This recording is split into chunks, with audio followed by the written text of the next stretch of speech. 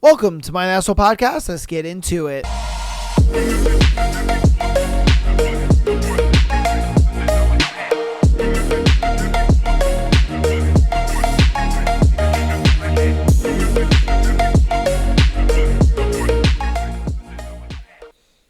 Welcome back to Am I the Asshole Podcast. Today is Thursday, and boy, you know what we got on deck for you for Thursday. Woo! We got our book hooked, baby, and I can tell you now, I am hooked. No pun intended. I am hooked on this book, man. It is a very, very, very interesting book, and I'm really liking what this book is doing. All right. It's definitely erring on that side of mystery because we don't really know, honestly, it seems like there's more to Wendy than she's kind of leading on. She kind of seems like she's like this poor girl or whatever, but I think James, like our main guy, he is alluding that her family is a little maybe well off or a little more than, she's actually like leading on, and obviously I think his obsession with her stems from that.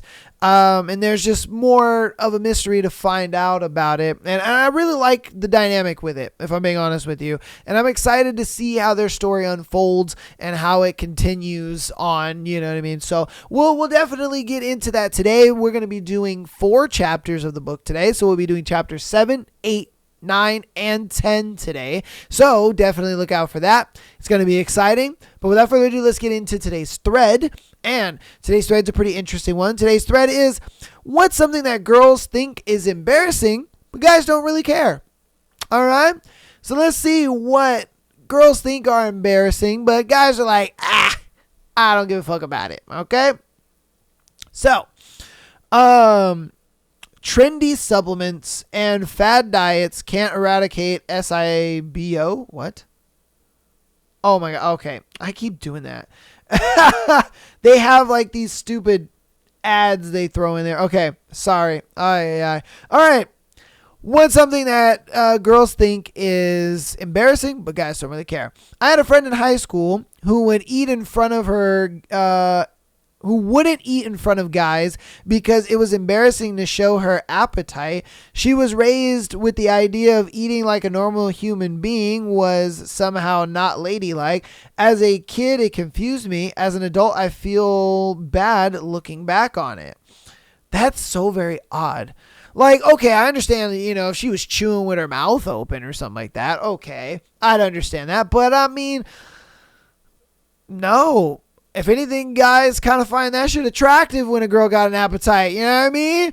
When a girl orders some real food, I'll be like, oh, that's what I'm talking about. Yeah. Order some food, baby. You know what I mean? Eat. Like, goddamn. Because if I'm being honest with you, it's never a thing. Like, okay, say you go on a date, right? The girl orders a salad. The guy is not necessarily upset or think it's weird. He's kind of worried about you. Like, are you sure that's all you want? Because like, I don't want you to be hungry. You know what I mean? Like, I don't want you to, feel like you can't eat. Like that's how like most guys, I would argue, feel about the whole girl ordering a salad thing. Because we want you to be able to eat, enjoy the food, enjoy where we're at. That's, I would think, how we would look at it. It's how I look at it anyway. And the whole appetite thing. Yeah, I like a girl with a little appetite on her. You know what I mean? A girl that can eat some food, But yeah, most definitely. Okay. What's something that girls think is embarrassing, but guys don't really care? I remember a girl I brought home once started bleeding through the night, and she was mortified in the morning, stained on the sheet. I was just like, it's not that serious. It's not like it's a choice you made. Facts. Like, periods happen. You know what I mean? Periods happen. They're normal. You know what I mean? It's all good. Now, is it going to be a bitch to clean that out of my sheets? 100%. Because it is blood at the end of the day. That is going to be a bitch to wash out my sheets, But I can't get mad because it's just a natural thing, And if I'm being honest with you, I'm the type of guy, man. Periods only stop a sentence, girl. You know what I mean? Hey, if you want some wiener while you on the red week, I'm in there. We can lay a towel down. It's all good. I'll lay a towel down and get up in them bloody walls. You know? Yeah. Nah, I don't let that shit stop me. I don't think it's gross or whatever. Like, come on, man. You know, dudes will be like, oh, no, I don't want to get the blood up my penis. I'm just like, nigga, you're weird, all right? Fuck out of here. Yeah, and if anything, your girl, for one, helps her cramps. Proven. Two, she feels it even more because, you know, apparently, you know, let me know if I'm wrong, but on the red week, you know, they're a little more in the mood. They're a little more in the mood. You know what I mean? It's a win-win-win-win. Yeah, you get some coochie, it relieves their cramps, and they're horny anyway, and you're horny too. So, yeah, like I said, it's a win-win-win-win. Like, come on now, hey, yeah. But I get it, you know, if you're like first dating a guy or whatever, you know what I mean? You know, you don't want to like, yeah. I get it, but a lot of times women have to understand, like, we know you have periods. Yeah, it just is what it is. We know what periods are. We know that you have them. We know they're not the funnest thing to deal with. So it's like, even if you are just like first dating a dude, you can be honest with him and be like, oh, I'm on my period, blah, blah, blah. You know, like, trust me. And if he's weirded out about it and he thinks it's gross and stuff like that, that's a childish guy, if I'm being straight with you. So, yeah. All right. So, what's something that girls think is embarrassing, but men don't care about? People seeing your house not being perfectly clean. Okay. I mean, look, I understand that. But I think majority of people have kind of grown up with the idea of like, if somebody is coming over, you clean the house. You know, like I think that's kind of an ingrained thing in everybody. It doesn't matter like if you black, white, Mexican, Japanese, Chinese, dirty knees. Look at these. You know, like it doesn't matter like what you are. I think that's just an ingrained thing. Like if you're gonna have company over, you clean the house or you clean your room, you know. So again, do guys care though? Not really. Like if I walk into a girl's room and it looks like a tornado hit the damn place, I'm not gonna really be all that weirded out or anything, because odds are you might think my room is dirty, you know, because my mom, she does, like, okay, my desk behind me, she thinks my desk is like, I don't want to say filthy, but I guess cluttered. And I'm like, no, everything has a place and it's in its place. And it to me, I look at it like it's pretty organized. I have everything where I need it. You know, it's all in arm's reach, and like, you know, certain shit does certain things, you know, but I understand how that could look to like somebody else. Somebody else sees it and they're just like, that's a lot of shit all over the place, you know? So I get it, but again, it's one of those things where it could be clean to you, but not to someone else. So I do understand that. But to his like topic or whatever, definitely, I think a lot of people, majority of people, they've grown up with the idea of if somebody's coming over, then you clean the house. But again, dudes don't really care.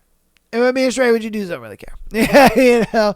All right, what's something that girls think is embarrassing, but guys don't really care? Sneezing. Several ladies I know are holding their sneezes in, and it always sounds painful to me. Let her rip. Yeah. Why? Why sneezing? I mean, most girls have kind of cute sneezes. They're like, choo, choo. You know what I mean? They have really cute sneezes. And I don't see what? All right, ladies, you got to let me know down in the comments. Sneezing? You don't sneeze in front of your man? Or if you're like first dating a guy or whatever, you won't sneeze? Why? It's not like it's a fart. Now, I would understand a fart. You know, I'd be like, okay, all right, you know, she let it rip, just burp. Like, was that you? You know what I mean? I understand that. But a sneeze? Sneezes are pretty normal, I would think. I'd hope so. I know for me, if I was on a date, I would sneeze. Like, yeah. And again, girls have cute sneezes. So it's like, that might work to your benefit. I don't know. Let me know down in the comments. Definitely. Are you girls not sneezing? I don't know. What's going on here? What's something that girls think is embarrassing, but guys don't care? Let's see. Okay. Well, I just realized that people care a lot about a lot of things I never even thought to care about. I don't even know if this makes me oblivious or just easygoing. Okay. You didn't really add to the thread. I hate when people do that. When somebody just adds to the thread, like, oh, this thread is this and that. Like, no, get the fuck off the thread. What's something girls think is embarrassing, but guys don't really care? Re-wearing the same outfit. That's facts. Like, as a guy, I know that washing machines exist. And if it's an outfit that you look cute in, yeah, rewear it. Why would he be like, oh, I saw you wearing that last week on Tuesday. Why are you wearing that again? You know, like, we're not going to do that. If anything, we're going to be like, oh, damn. Oh, she wearing that outfit again. Woo! That's what I'm talking about, you know? Come on now. Like, that's crazy to me. That girls would think wearing the same outfit a second time a guy would find that to be weird. Like, I wouldn't find that to be weird, especially, again, if it's an outfit that you look good in, then I'll definitely be like, oh, yeah.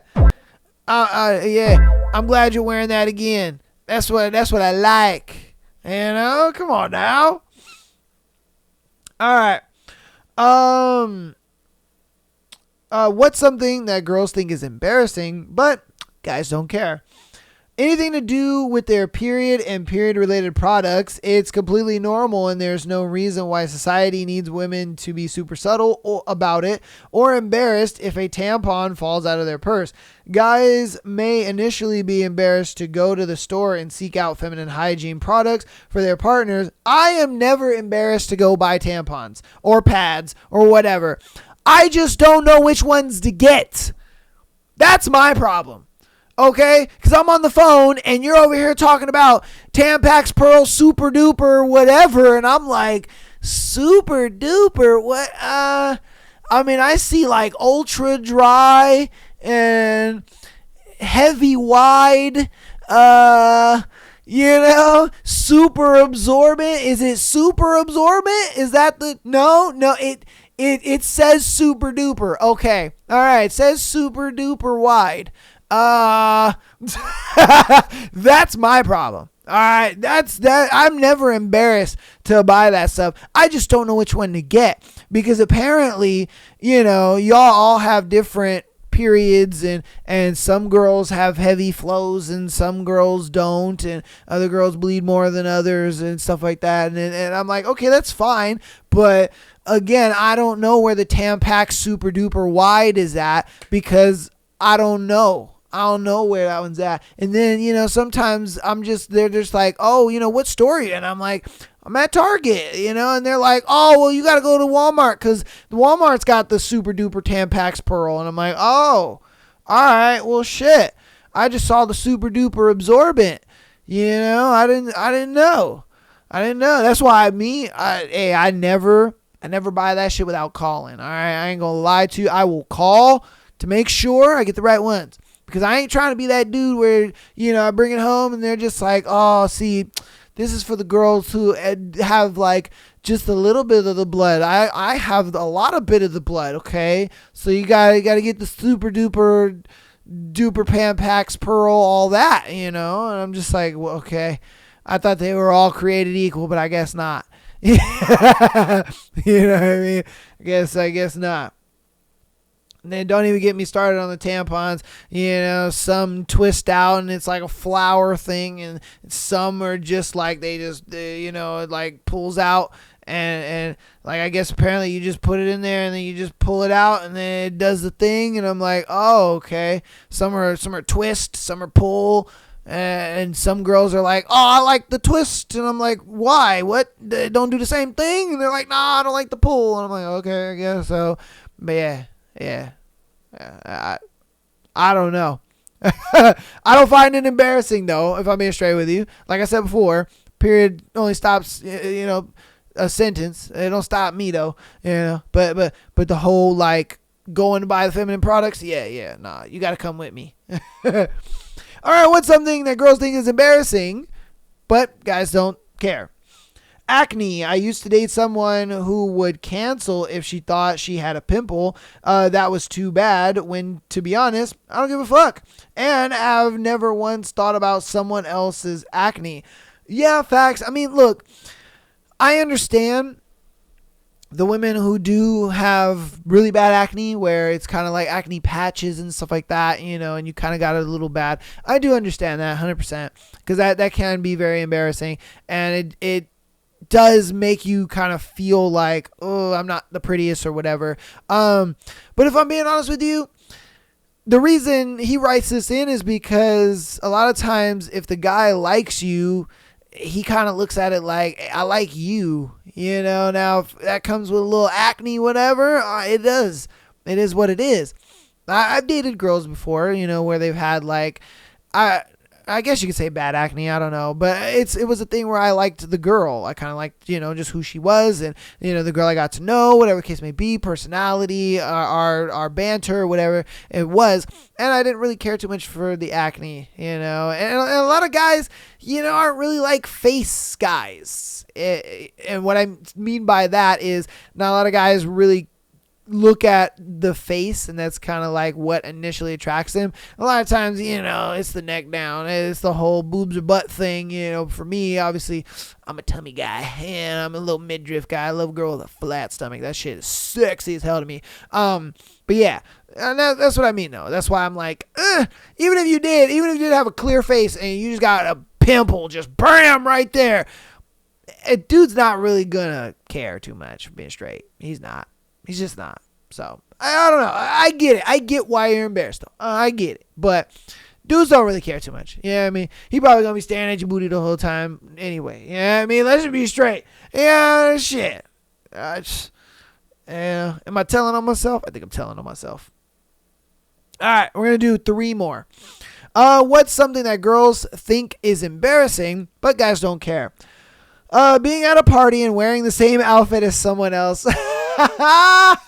Facts. Because we don't care.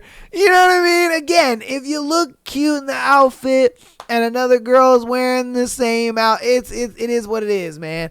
It is what it is. And then on top of that, if you're the type of girl that can like, say a guy, is talking to you, whatever, and he's just like, did you notice that there's like another girl literally wearing like the same outfit as you? And if you can like joke about that and be like, oh my God, did you know that's like my twin sister or whatever? Like if you could joke about that, I think the guy is going to find that honestly more attractive than you kind of being like, oh, there's another girl wearing the same, you know what I mean?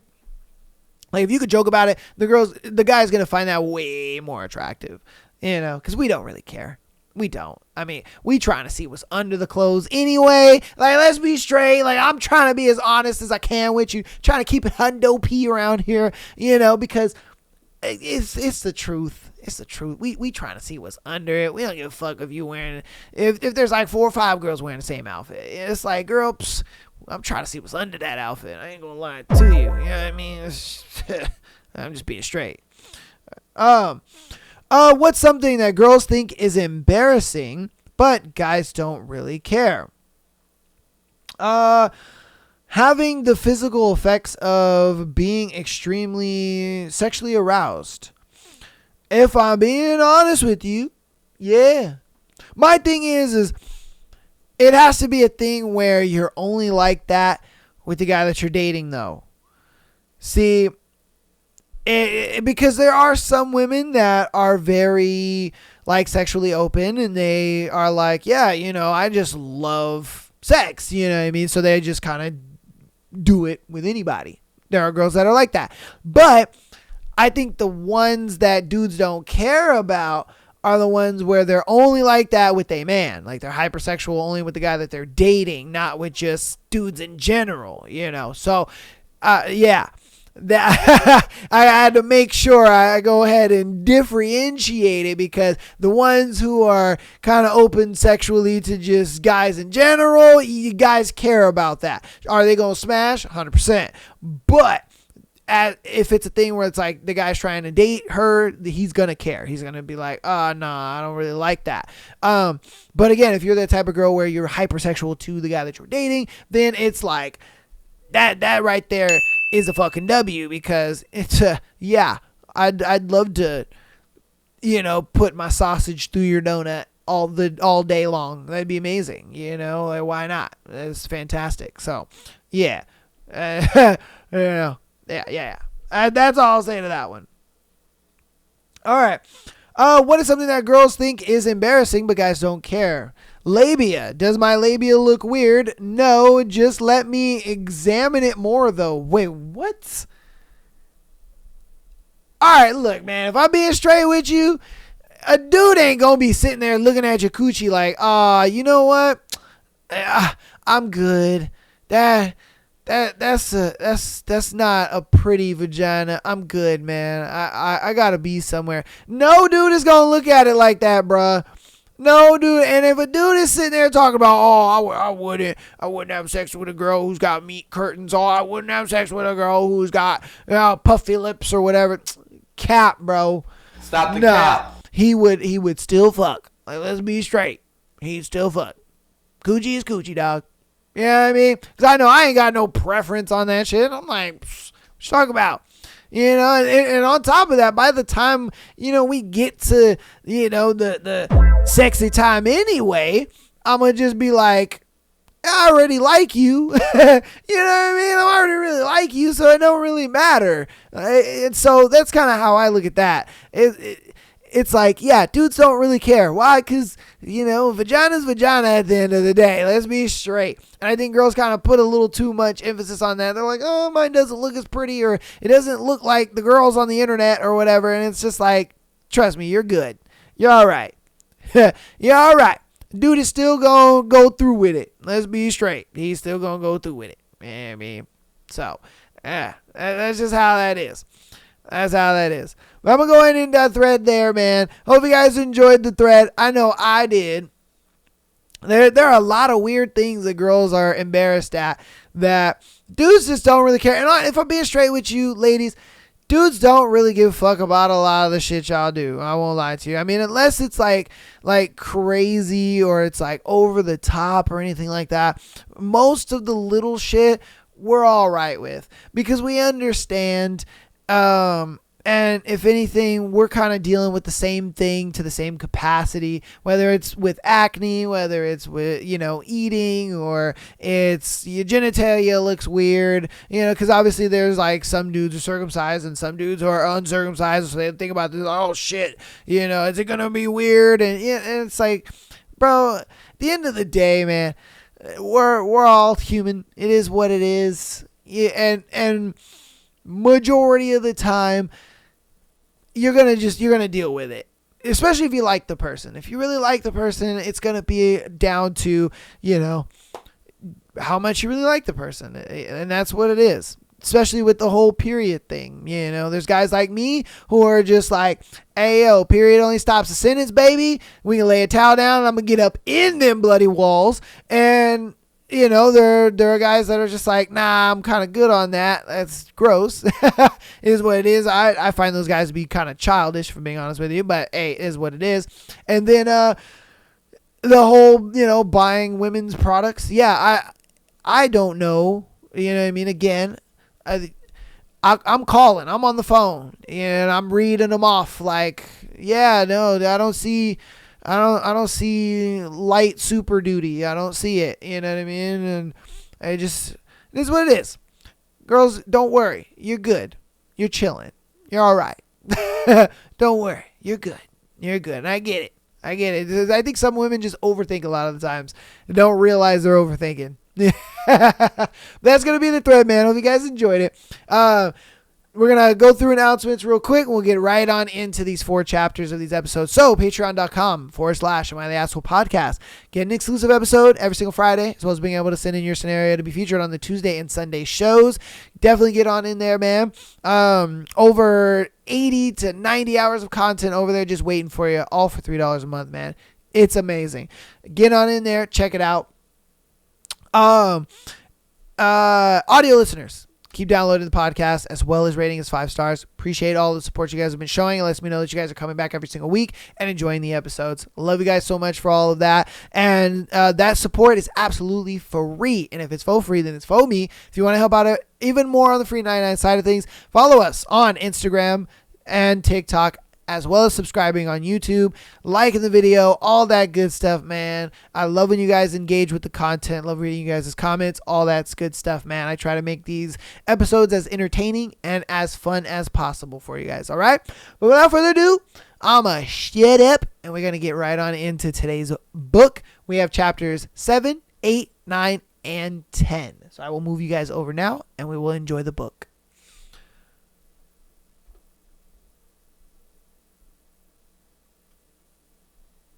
Seven. Wendy. But you'll be home for dinner? I hate the way my voice sounds, infused with a pleading tone in hopes my father will actually come home. The faint sound of paper rustles in the background. I won't make it there tonight, honey, but I'll try my best for the weekend. I chew on my bottom lip, worrying the flesh. My father has always been a busy man, but he used to make time for me. Over the years, he slowly slipped further and further away, and now I don't know how to reach him. I'm not sure how to convince him that we need attention, too. You haven't even been to the new house, Dad. It's like, I don't know. He sighs. What did you expect, Wendy? You know how things are. I don't want John to have to keep raising himself. It's on the tip of my tongue to say it, but I swallow it down, hoping that if I bite my tongue, maybe he'll come home. What are you doing, anyway? He sighs again, and this time there's a distinct feminine voice in the background. My stomach tightens, my hand white-knuckling the phone. Are you even in Bloomsburg? He clears his throat. Not at the moment, no.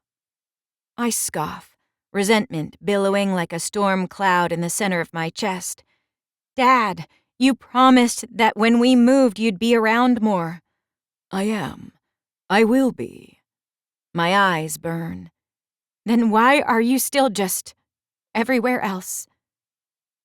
There was once upon a time I thought my father hung the moon. I followed him everywhere and did everything with him, so much so he dubbed me his little shadow.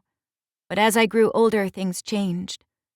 Slowly I was pushed to the back of the bus until I wasn't even in the same vehicle, left behind like unnecessary luggage. Sometimes I wonder if John has it easier, not ever having known what it was like. Our father has never given him the attention he's given me.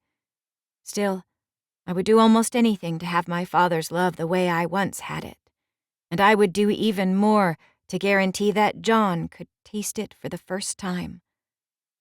I don't think my father is a bad man. I just think his thirst for adventure overpowered his need for a family, until somewhere along the way, he forgot he had one at all. We just miss you is all. I swallow around the lump in my throat, rife with all the things I want to say. Thank you, by the way, for putting John in homeschool.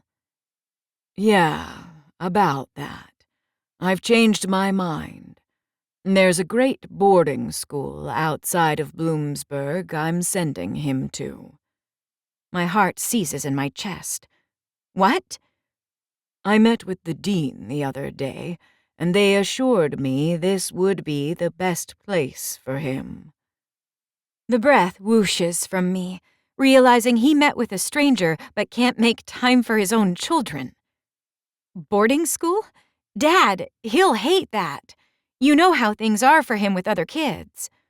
Well, these are different kids now. Dad! Wendy, he parrots. Listen, this isn't up for discussion. My fingers squeeze tighter around my phone. Why? He hesitates and clears his throat again. His tell for when he's trying to avoid the subject.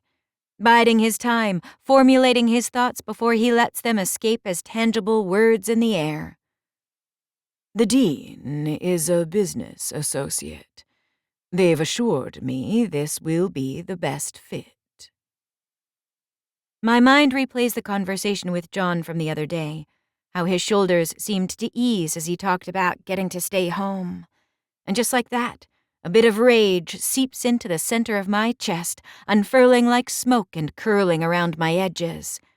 The entire reason I moved here was to stay with John, to try and bring our broken family back together. My father promised he'd be home more, that Bloomsburg was the perfect spot for him to settle and put down roots and stop living for everyone else. And now, he's going to ship off the only person I have. And I'll be here, working in a coffee shop and living in a mansion. Alone. And for what? I squeeze my eyes tight and blow out a breath. When are you going to tell him? He doesn't leave for another week, so I'll be home to tell him then. Dad, you cannot let me be the one to handle this. He needs to hear it from you. He needs you to explain the reasons why. My stomach cramps with the realization that I can speak until my throat is sore, but it doesn't change the fact that somewhere along the way, my father stopped listening to what I had to say. And with every day that he's gone, another business trip or another sight to see that doesn't include us, he slips further from our grasp, away to somewhere nobody can reach, even if we wanted to. I hear you, sweetheart. I do. I'll do it when I come home. Sorry about dinner. Click. Swallowing down the irritation, I glance at the fireplace mantel to the photo I placed there of the two of us, in hopes it would remind me of better days. In hopes that it would remind him, too. I'm sitting on his shoulders, a big smile splitting both our faces. I wonder when it was that the shift happened. Whether it was me who changed and started to outgrow my naive fairy tale view, or if it was he who regressed after our mom's death. Although truthfully, it happened before then. Maybe people never change, and it's only our perceptions that alter the view. My phone dings the second I place it down, and untapped hope spirals through my center, even though I know it isn't going to be my father again. And of course it isn't. It's Angie. Angie. The JR tonight, bitch. No saying no. I'll pick you up at 7. My stomach flips as I read her message, my mind immediately going to the handsome stranger who asked me on a date and then disappeared for days. Will he be there? Chewing on my bottom lip, I type out a reply. Me. Okay. Count me in. 8. James. Peter Michaels wants to meet. My heart clenches the second his name passes Rue's lips. I am aware of this already, Rufus. You've talked of nothing else for the past week. Rue's brow draws in. Don't be a smartass. It's... what do you say? Unbecoming. My lips tilt up at his attempt at an English accent, although, to be fair, even mine isn't as crisp as it once was. The years have muddled it down until it's an odd mix, not quite British, yet far from American. Do you have a point? I ask. My point is that I need you there with me. I breathe out a sigh, unbuttoning my suit jacket as I sit down opposite his desk. And why is it I couldn't go in the first place again? His eyes narrow. Because you intimidate people. My brows shoot to my hairline, and I point to myself. Me? He chuckles. Don't play dumb, kid. We both know you have this, His arm waves between us. Thing about you. Other powerful men don't like to be around that. I bite back my smirk. You're a powerful man, yet here we are. Rue grins, spinning a cigar between his lips. I know your loyalty. You work for me, he shrugs. I'm not worried about my place in this world, and I'm not worried about your role in it. While I appreciate the sentiment behind his words, they cause a cramp to spear the centre of my stomach regardless. Rue may think he knows my purpose in this life, but even he doesn't know the truth. He doesn't know that my father moved from America when he was just shy of 20, becoming the premier businessman in all of England, that I was born into the life of luxury, and until his death, there wasn't anyone on earth I looked up to more. Rue doesn't know that every second since has been spent focused on vengeance against the man responsible.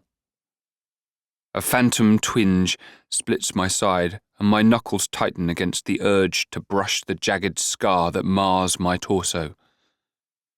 Some men are born into this world with purpose. Other men are mutilated into it. An unwelcome emotion threatens to slither its way into the moment, an odd ache attempting to settle heavy in my chest. I clench my jaw as I force it back down. The time for sorrow has long since passed. Now it's simply a thirst for revenge that keeps me going. Leaning forward in my chair, the fire of my life's goal licks me with its tempting warmth. So, when are we meeting? Rue smiles. Next week. Perfect. I have plans the next few nights. It would be a shame for them to fall through. Oh? I nod, not willing to elaborate, not wanting to give up my prize before I've caught her in my web. I want Wendy to come willingly, to be the bright accent on my arm while I show her off to the world, watch the look on her father's face as she brings me home for dinner.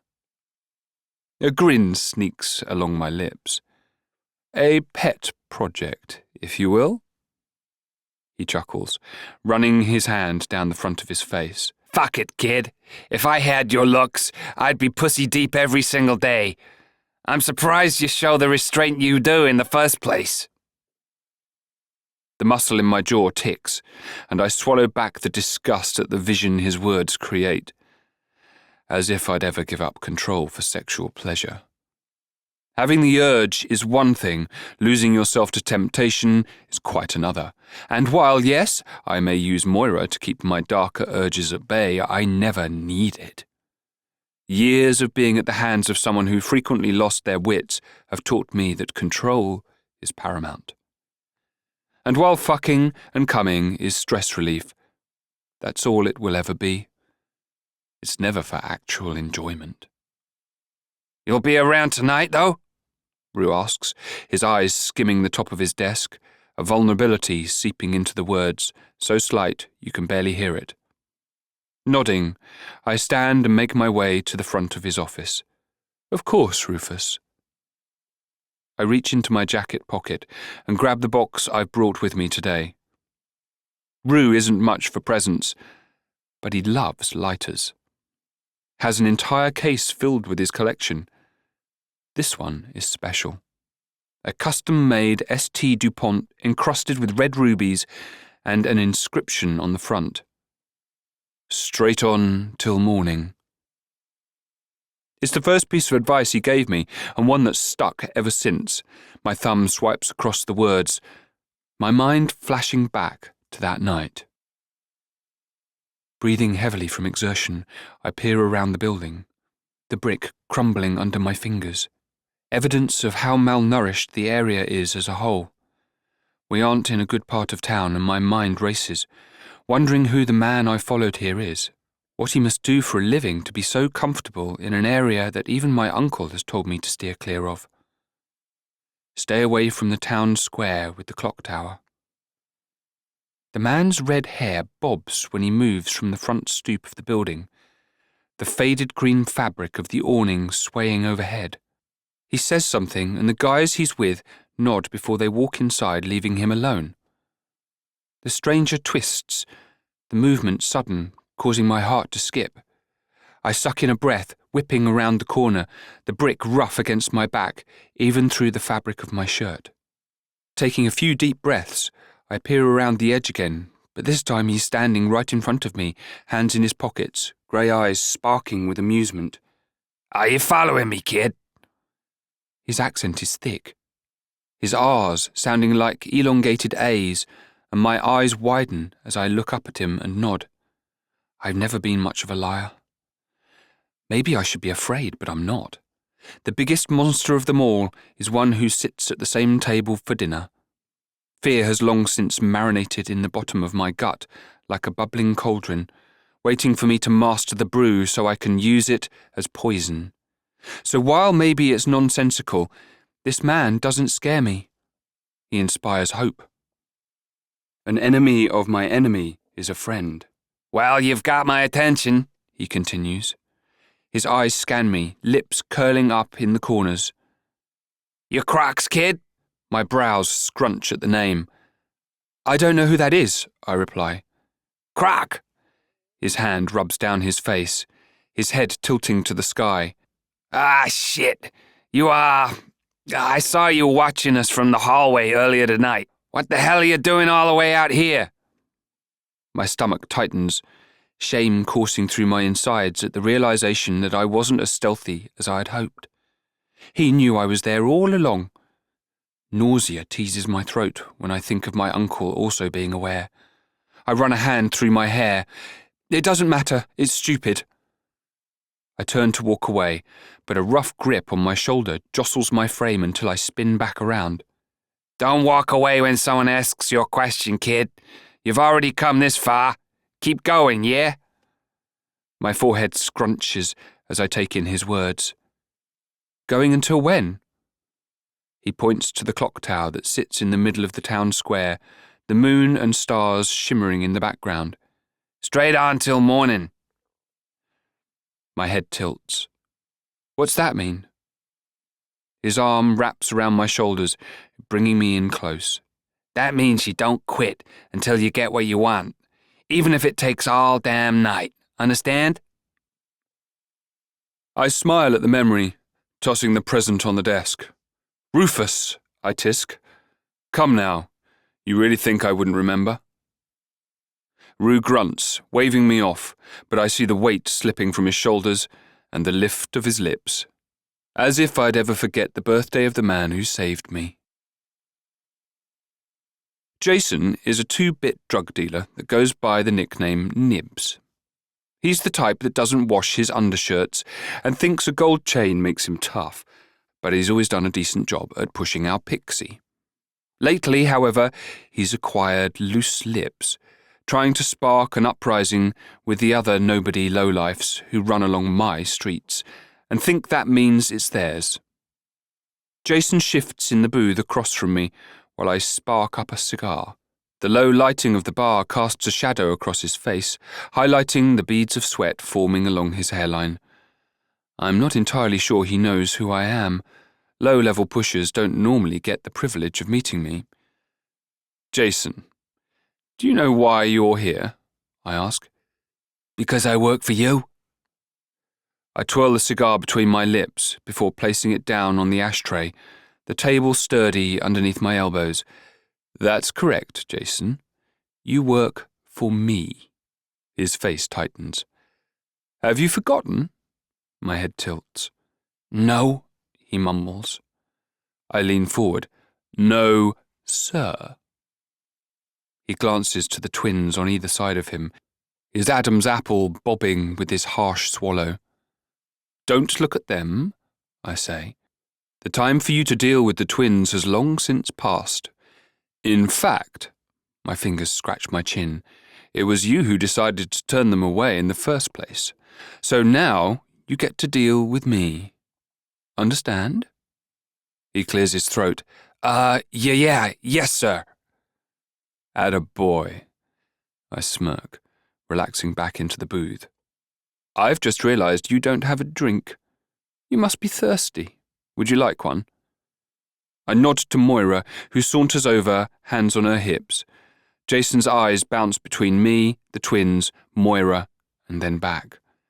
He opens his mouth to speak, but movement from the front of the bar distracts me from whatever he says.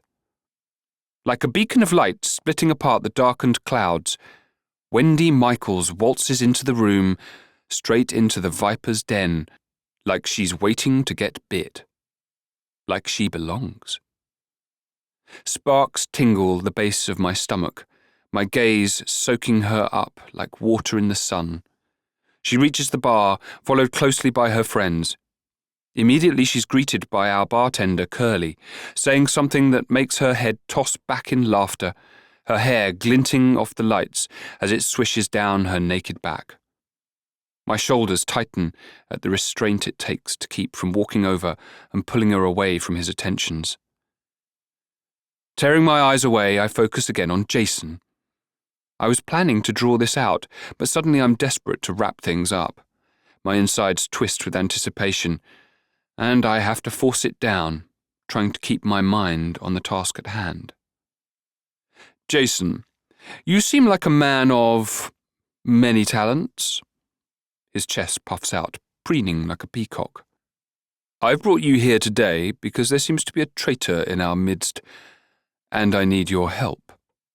My lips twitch as he nods in agreement, relief visibly coasting across his face. Such a simple, stupid creature. It's come to my attention that somebody has been working against us from the inside. Jason leans in like he's expecting me to continue, but I don't. I sit back in the booth, picking up my cigar, ignoring the way the smoke suffocates as it swirls around my face. And I wait. The seconds stretch into agonizing moments. The only sound, the backdrop of patrons in the bar, and my inner voice nagging at me to turn my attention back to the pretty girl at the front. But I don't.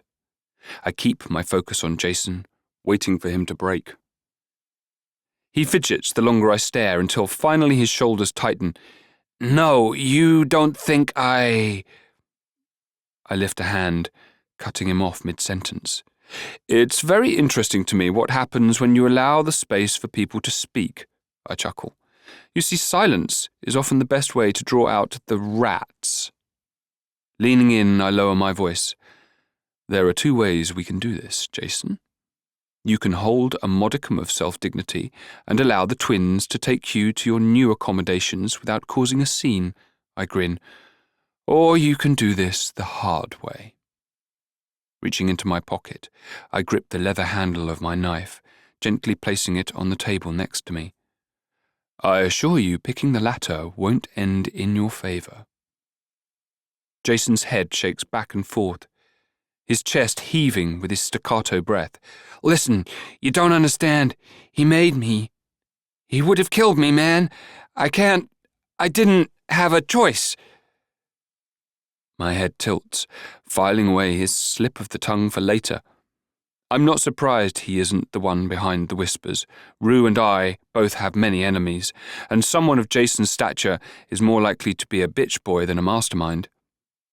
My stomach tightens, wondering if he'll be forthcoming with the name, or if I'll have to drag it from his throat by force. I nod, sliding from the booth and running my hand down the front of my suit as I move to his side of the table. I bend down next to his ear. There's always a choice. And then I walk away, my eyes already locked on the girl at the front of the bar. 9. Wendy. Oh, fuck. He's coming over, Maria whispers, practically vibrating on the bar stool next to me. She zoned in on him the first moment we walked in the bar, nudging me in the ribs until they ached, letting me know her man was in the house. He's just like she described, surrounded by suits, sitting in the back booth under lighting so dim you can barely make out his shadow. But I can feel him. Being raised around a man similar in stature has fine-tuned my ability to know what it feels like when someone bleeds power. And as much as I don't want to admit it, I understand the appeal. I smile and wink at Maria, twisting in my seat to see, but her nails dig into my arm, clamping down like a vice. "Don't look," she whispers. "What are you thinking? This is my moment. We can't act too eager." Angie snorts into her drink. "As if he hasn't seen you staring over there every 2 seconds. How do you even know he's coming for you? He's probably just going to the bar." Maria's eyebrow quirks. "When have you ever seen him do that?" Angie shrugs, and I take a sip from my wine, the dry red liquid making me cringe as it hits my lips. "I bet he is," I say. "You and him had a connection or whatever, right? He's probably just been busy until now." "You think?" she asks. I nod, desperate to get on her good side even though she's been nothing but a bitch since the second we met. Seizing the moment, I giggle as I fist pump the air. Her ruby red lips split into a smile, her gaze widening the slightest bit as they slide past me. Fancy seeing you here, darling. My breath whooshes out of me, dread snaking its way through my insides because I would know that voice anywhere. And from the way Maria is staring, I have a sneaking suspicion that her man is also my stranger. I ignore him, hoping that maybe if I don't react, he'll just go away. But lately it feels as though nothing I wish for comes true, so of course he doesn't. Maria draws her shoulders back, pushing out her chest, and whether I like it or not, my stomach twists. Because even though I don't want his attention, I'm not sure I want her to have it either. I choke down another sip of wine.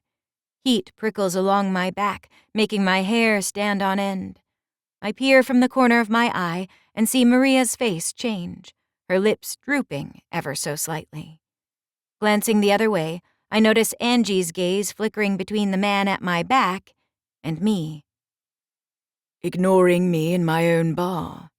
His breath coasts across my ear, and I close my eyes, fighting back a shiver. That's not very nice of you. I look one more time toward Maria, trying to convey an apology through my expression, before exhaling a heavy breath and giving my attention to the man who wants it. "I didn't know it was your bar." Spinning around, I expect him to back up, but he doesn't, and my knees brush against his thighs as he crowds my space. My chest squeezes as my eyes meet his icy blue gaze. There are a lot of things you don't know about me. His head tilts. Let's change that. My mind replays all of our encounters. Was it you that let us in the first time? The right side of his mouth lifts. And the secret admirer sending drinks. He watches me, his hands slipping effortlessly into his pockets, so similar to the first time we met. Would you like me to say yes? I'd like you to tell the truth. Where's the fun in that? "Wendy," Maria's voice cuts across the air, snapping me out of the moment. "Are you going to introduce us to your friend?" "I wouldn't call him my friend," I grimace. "Maria, Angie, this is James. James, this is Maria." I wave my hand toward her, ignoring the slight churning of my stomach. "And Angie." Hello, ladies. He greets, his eyes never leaving mine. Pleasure. "Oh, believe me, the pleasure is all mine," Maria pipes in. I resist the urge to cringe at her tacky line, but wait for him to shift his focus, to realize there's a woman here who's ripe and ready for the picking. I've always assumed men like easy targets, and while I won't lie to myself and say I haven't enjoyed his attention, I am most definitely not a sure thing. Still, his eyes stay locked on mine. And I don't drop his stare either, feeling somehow like if I do, then I'll have lost something I didn't even know to keep. The air grows thick, and my tongue swipes out to lick my dry lips. His eyes darken as they drop to my mouth. Angie clears her throat. "So," she says, "you own this place?" His gaze lingers before he finally breaks away and turns to Angie. My chest expands as I take my first full breath in what feels like a century, and I glance over at Maria, but she's avoiding my stare, her lips pursed and back rigid. Great. Something like that, he responds. I hope you're finding everything satisfactory. Angie's cheeks grow rosy and she grins. "Drinks could use some work." Oh. He steps in closer, the heat of his body racing up my side and blanketing me in its warmth, his arm resting on the back of my chair. A simple nod from him, and the bartender rushes over, the white towel on his shoulder contrasting against his dark brown skin. "Sir?" It would seem as if the ladies aren't satisfied with their drinks, Curly. I watch as Curly's broad shoulders stiffen, and for some reason, a prickling sense of urgency comes over me. Like it's important he knows the drinks are fine, that Angie was just making a joke. Most likely to ease the tension that's still radiating off of an eerily silent Maria. "The drinks are incredible," I reassure. "They're perfect, James. Angie was just teasing." His gaze moves from the bartender to me. You're sure? I nod, and he turns back to Curly. These ladies are the most important people here, understand? Their money is no good, and you give them anything they ask for. Curly nods. "You got it, boss." "In that case, I'll take another." Angie giggles. "You guys want?" James is already locked back on me, his stare so intense it splits me in half and burrows in my chest. "You don't have to do that," I say. He smiles. I don't have to do anything. His hand moves up and brushes a strand of hair from my cheek. The gesture is soft, gentle, and butterflies erupt in my stomach. I want to make sure you're taken care of, darling. Heat flares deep in my abdomen, and I resist the urge to rub my thighs together, not wanting to show how much he affects me. How this virtual stranger can say something like that, and instead of being repulsed or disgusted, I'm turned on. His palm slips into mine, my stomach somersaulting at his touch, and he raises it to his mouth, lips grazing the back of my hand. Go on a date with me. Goosebumps sprout along my arm.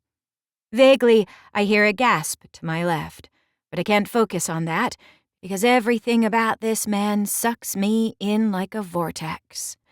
An alternate dimension where everything is muted apart from him. Excitement swirls in the pit of my stomach. "Okay." He grins, and my breath stutters at how disarming he is when he smiles. Before he can say anything else, a young man, the same one who let us in the bar the other week, rushes up behind him, whispering in his ear. And just like that, James's entire demeanor shifts, the sparkle dropping from his face. He nods before turning back. Unfortunately, I have to handle some business. He brings our tangled palms up, pressing them into his chest. You won't leave without saying goodbye. I shake my head no, unable to form the words on my tongue, and he brings his other hand forward, his thumb swiping across my cheek. Good. He glances toward Angie and Maria, tipping his head. Ladies. And then he walks away, leaving me to gaze after him, my heart in my throat. Weighted stares burning holes through me from both sides. 10. Wendy. Dipping my mouth to my glass, I force the bitter liquid down my throat. I don't even like red wine, but I wanted to fit in, be sophisticated, instead of admitting I didn't really want a drink at all. My chest pulls tight, not sure why I bothered when everything has gone to shit anyway, since he walked over. James. Apparently the same guy who Maria's been obsessed with, which means he's also Hook. Reality smashes into me like a sledgehammer, throwing everything I thought I knew to bits. He's the one they spent hours waxing poetic about, the man they'd let split them apart with his monster cock. I snort into my drink, a giggle bubbling from the center of my chest, unsure if it's the wine that's gone to my head or the remnants of how dazed James makes me feel. He's elusive, dangerous. A thrill sparks in the base of my stomach. I shouldn't be excited by the possibility, should be on edge with how he has no qualms letting underage girls into his bar, how he always has men surrounding him, seeming to be at his beck and call. I should be wary at how quickly he spins me off balance until I become so wrapped in his presence I can barely breathe. But I'm not. And maybe it's because in the deepest parts of me, I already knew he was different. The hint of danger stretches out like tentacles and suctions to my skin like a dark caress. It's exciting, even if I know it shouldn't be, even if I know my father wouldn't approve. But my father stopped listening to me a long time ago, so maybe it's time I return the favor. What was that? Angie asks. I shrug, trying to stem the blush that's rushing through my bloodstream and heating my cheeks. I hadn't meant to give in. Had definitely not meant to agree to a freaking date, especially not in front of Maria, who's been consoling herself for months with the knowledge that he's untouchable. But he isn't. He let me touch him. Nerves erupt in my stomach, and as much as I try to ignore it, I like the way it feels to be the one who's getting his attention. Like I'm special. Maria downs her drink, placing it gingerly on the counter before she turns her eyes on me, her stare stinging as it rips through my skin. Look, I start. I didn't know he was the guy you were talking about. She scoffs. I'm really sorry, Maria. He's been persistent. I cringe, knowing I'm only making a bad situation worse. It's fine. I'm fine. She pauses. I'm just surprised, is all. I can't imagine him being into someone like you. My nose crinkles, her judgment drizzling on my body like rain. There's never been a moment in her presence where she hasn't found some way to cut me down, and I'm sick of it. Maria, don't! Angie starts. What's that supposed to mean? I cut in. She shrugs. It just doesn't make sense. He's a powerful man, one who could have any woman he wanted, and he's stuck on you? My body instinctively curls in on itself. Ouch, I whisper. She smiles, reaching over and patting my forearm. No offense, of course. Her words hit their mark, bruising my insides and cutting me open just enough to let my anger bleed. It whips through me like a windstorm, but I push it back down with a few deep breaths. It doesn't matter what she thinks. I won't lie, girl. He was pretty intense. Angie pipes in. How do you even know him? You've been holding out. My fingers play with a napkin, shredding the fragile paper to pieces. I didn't know who he was. I look at Maria. I swear, I literally ran into him last time we were here, and then he showed up to the coffee shop. Angie's eyes widen. He did? I've never seen him there before. Shrugging, I look down at the bar top, nausea churning my stomach from how badly I want to change the conversation. It's no big deal. Maria waves her arm. There's a million fish in the sea and all that. Besides, maybe he'll come around more. You don't mind if I snatch him up once he's done with you, right? She smirks. She's probably right, and I'm just a passing thrill. something unattainable that he's eager to catch. But the vision that forms in my mind of them together makes my gut twist, green whooshing through my chest. The feeling stays there for the rest of the night, long after I've switched to sparkling water and watched as the girls get wasted. It's there as we walk out the front door and flag down a cab, my insides sinking in disappointment because James never made another appearance. One of my legs is halfway into the cab when a voice calls from behind us. "Miss!" I spin around, my heart soaring. "Yo," he points at me. "I was told to make sure you didn't leave." When I turn back around, I come face to face with Maria and Angie, their eyes wide as they look up at me from inside the car. It's irritating that I waited all night, like he asked me to, and it's only now he's bothered to stop me. Well, not even him. He begged me for a date and then just as easily pawned me off to his employees.